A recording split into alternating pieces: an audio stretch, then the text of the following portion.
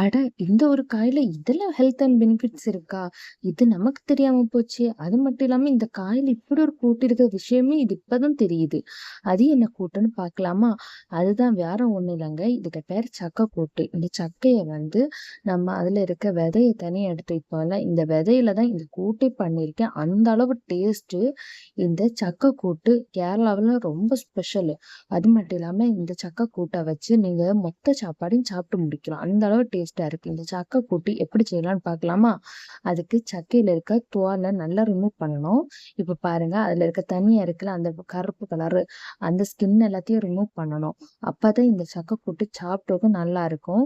சில இதுல வந்து ஸ்கின் வந்து ரிமூவ் பண்ண முடியும். சிலதுக்கு ஸ்கின் ரிமூவ் பண்ண முடியாது. அதனால பார்த்து ரிமூவ் பண்ணுங்க. இப்ப இருக்குது எல்லா சக்கைக்கு தோலை நல்லா ரிமூவ் பண்ணிக்கிட்டு அது தனியா ஒரு பாத்திரத்துல எடுத்து வச்சுக்கலாம். இப்ப நான் சக்கையில இருக்க எல்லா தோலையும் ரிமூவ் பண்ணிக்கிட்டேன். இப்ப பாருங்க எந்த அளவு ரிமூவ் பண்ணிட்டேன்னு. உங்களுக்கு இது தோலை ரிமூவ் பண்ண வரலன்னா இதுல ஒண்ணு பண்ணலாம். என்னன்னா குக்கர்ல போட்டு 2 விசில் வச்சு எடுங்க. ஆட்டோமேட்டிக்கா தோல் ரிமூவ் ஆயிடும். இப்ப ஒரு கடாய் எடுத்துக்கோங்க. இந்த கடாயில கொஞ்சமா தண்ணி ஆட் பண்ணிக்கிட்டு நம்ம எடுத்து வச்சிருக்க இந்த சக்கை விதைய அதுல போட்டுக்கலாம். போட்டுக்கிட்டு ஒரு 5 நிமிஷம் லோ ஃப்ளேம்ல குக் பண்ண விட்டுக்கலாம். கூடவே மறக்காம உப்பும் மஞ்சத்தூளும் போடுங்க. உங்களுக்கு மஞ்சத்தூள் ஆப்ஷனல் தான், அது ஸ்கிப் பண்ணிக்கலாம். இப்ப இதெல்லாம் நல்லா குக் ஆகட்டும். அதை மூடி போட்டு 10 நிமிஷம் லோ ஃப்ளேம்ல வச்சுக்கிட்டு வேக விட்டுக்கலாம். எதனாலனா இப்ப நம்ம கிளீன் பண்ணி வச்சு எடுத்திருக்கோங்க இந்த சக்கைக்கு விதை.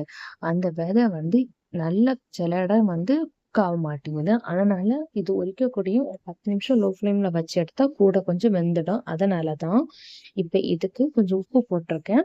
உப்பு போட்டு இதை மூடி போட்டு வேக விட்டுக்கலாம். இப்ப மூடி போட்டு வந்ததுக்கு அப்புறம் இதுல நம்ம உடைச்சு வச்சிருக்க 10 பல் பூண்டை அதெல்லாம் ஆட் பண்ணிக்கலாம். ஏன்னா பூண்டு வந்து டைஜஸ்டுக்கு ரொம்ப ஹெல்ப்ஃபுல்லா இருக்கும். அதனாலதான் இது குழந்தைகளுக்கு கொடுக்கலாம். தாராளமா கொடுங்க, பயப்பட தேவையில்லை. குழந்தைகளுக்கு சாப்பிட்டா அவ்வளோ ஹெல்த் அண்ட் பெனிஃபிட்ஸ். இப்ப பூண்டும் இந்த சக்கை குருவும் நல்லா வெந்து வந்தாச்சு. தண்ணி எந்த அளவு வற்றி வந்திருக்குன்னு பாத்தீங்களா? இந்த அளவு வற்றி வரணும். இப்ப சக்கை குறிச்சியும் நல்லா வெந்து வருது. நம்ம கை தொட்டா நசுங்கும், அந்த அளவு வந்தாச்சு. இப்ப இதுக்கான ஒரு மசாலா பேஸ்ட் நம்ம ரெடி பண்ண போறோம். அது வேற ஒண்ணும் இல்லைங்க.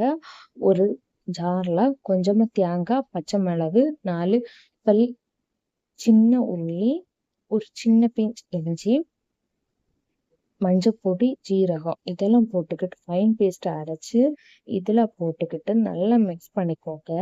மிக்ஸ் பண்ணி கிளறி விட்டுக்கோங்க. இதுல வறுத்து அரைக்கலாம். நான் இங்க வறுக்காம தான் அரைச்சு போட்டிருக்கேன். இதை அப்படியே எடுத்து நீங்க சாதத்தோட பிசைஞ்சு சாப்பிட்டா டேஸ்ட் நல்லா இருக்கும். கண்டிப்பா குழந்தைங்க விரும்பி சாப்பிடுவாங்க. இந்த ரெசிபியை மறக்காம சேவ் பண்ணி ட்ரை பண்ணி பார்த்துக்கிட்டு எப்படி வந்திருக்குன்னு கமெண்ட் பாக்ஸ்ல கமெண்ட் பண்ணுங்க. இப்ப இருக்கிற எல்லாத்தையும் இதுல போட்டு நல்லா வேக விட்டுக்கலாம். இப்ப இது ஒரு பக்கம் வெந்து வருது. இந்த டைம்ல மசாலா எல்லாம் போட்டாச்சு. நல்லா கிளறி விட்டுட்டு 5 நிமிஷம் லோ ஃப்ளேம்ல வச்சு எடுத்துக்கோங்க. அப்பதான் மசாலாவோட பச்சை வாசனை எல்லாமே போய் கிடைக்கும். அது மட்டும் இல்லாம இந்த சக்கையில இருக்க ஈரநைப்பு எல்லாமே இந்த மசாலா ஈஸியா அப்சர்வ் ஆயிடும். இதுல உங்களுக்கு தேவைன்னா மஞ்சப்பொடி போட்டுக்கலாம். நான் அதை ஸ்கிப் பண்ணிக்கலாம். நான் ஆக்சுவலி ஸ்கிப் தான் பண்ணியிருக்கேன். மஞ்சப்பொடி போடுறது நல்லதுதான், நல்லா இருக்கு, ஃப்ளேவர் நல்லா இருக்கும். இப்ப இதெல்லாம் நல்லா வெந்து வருது. இனி இதை வந்து லோ ஃப்ளேம்ல வச்சுக்கிட்டு 10 நிமிஷம் இது வேக விட்டுக்கலாம். கரெக்டா இது வெந்து வர ஒரு 5 நிமிஷம் ஆகும். நீங்க ஒரு விசில் வச்சு எடுத்தானா கரெக்டா 5 நிமிஷத்துல இந்த வேலையை செஞ்சு முடிச்சிடலாம். ஈஸியான லஞ்சும் ரெடி. குட்டீஸுக்கு லஞ்ச் பாக்ஸ்ல பேக் பண்ணி கொடுத்துக்கலாம். இந்த ரெசிபி உங்களுக்கு பிடிக்கும்னு நான் நம்புறேன். இதே மாதிரி நெக்ஸ்ட் அடுத்த வீடியோல உங்களை சந்திக்கிறேன்.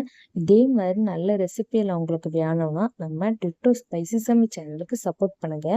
நீங்க பண்ற சின்ன சப்போர்ட் தான் எனக்கு ஒரு பெரிய மோட்டிவேஷனாவே இருக்கும். அது